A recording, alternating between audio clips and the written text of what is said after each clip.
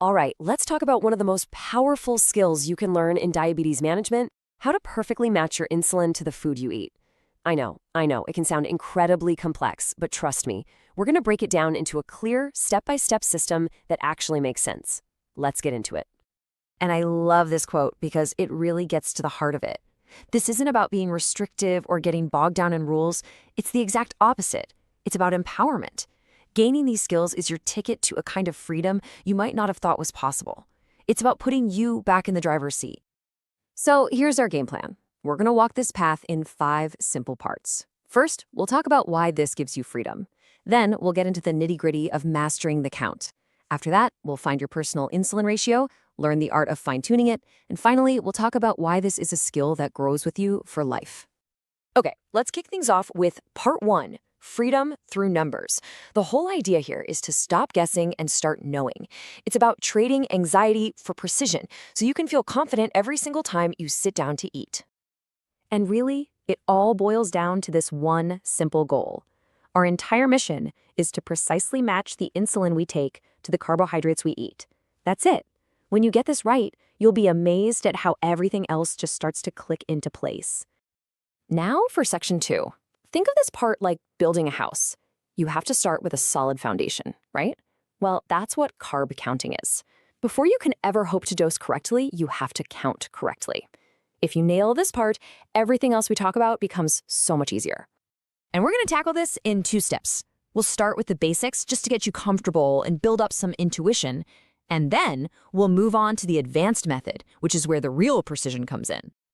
So what's the real difference here? Well, you can think of it like this. Basic counting is all about estimation and consistency. It's about getting in the ballpark. Advanced counting, on the other hand, is about getting the exact number of grams that are going to impact your blood sugar. It's about accuracy. So with basic counting, you're often starting with something called the 15-gram rule. You learn to eyeball what a carbohydrate choice looks like, which is roughly 15 grams. You might use things like the balanced plate methods help. The goal here is not to be perfect. It's just to get comfortable spotting carbs and estimating your portions consistently. Okay, now for advanced counting. This little formula right here, this is the secret sauce. You look at a nutrition label, find the total carbohydrates, and then you subtract the grams of fiber. So why do we do that? Well, because fiber is a type of carb that your body doesn't really digest in a way that raises your blood sugar. What's left over, the available carbohydrate, that's the number that truly matters. Look, to get this right, you've got to have the right tools in your toolkit. Measuring cups and spoons are good, but a digital food scale, that's your new best friend. Seriously, when you're first learning, I'd say it's non-negotiable. You pair that with reading nutrition labels and keeping a quick food log, and that is how you get to true precision. Okay, so once you've got that carb counting down and you're feeling confident, it's time for the next big piece of the puzzle: finding your insulin ratio.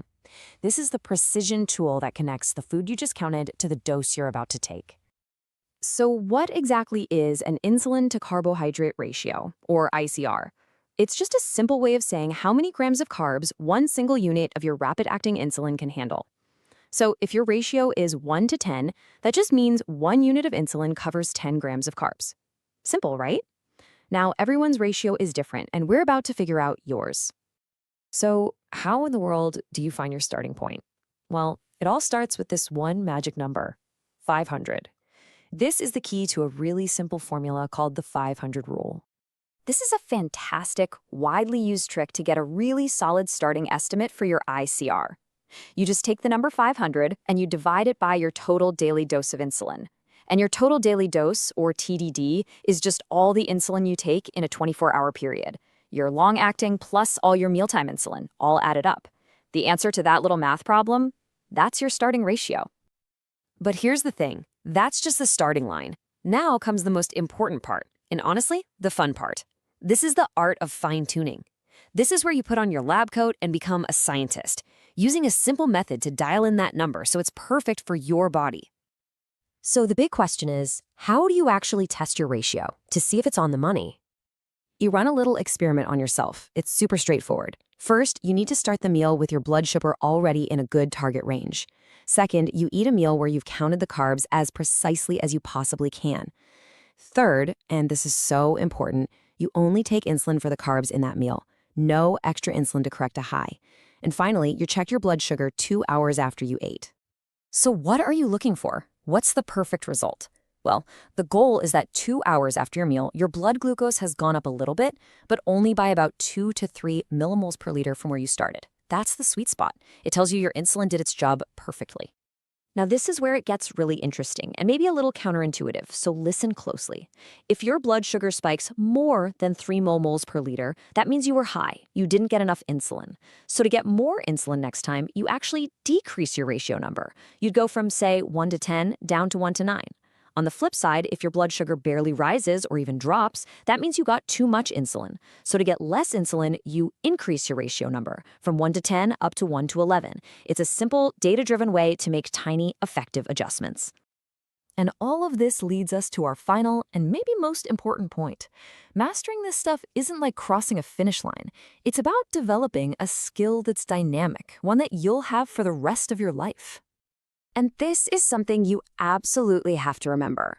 Your ratio is not carved in stone. It's going to change.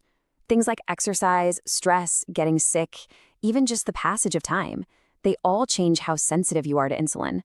Having to adjust your ratio doesn't mean you failed. It means you're successfully adapting. It's a totally normal part of living well. So let's just recap the whole game plan. 1. You build a rock-solid foundation with accurate carb counting. 2.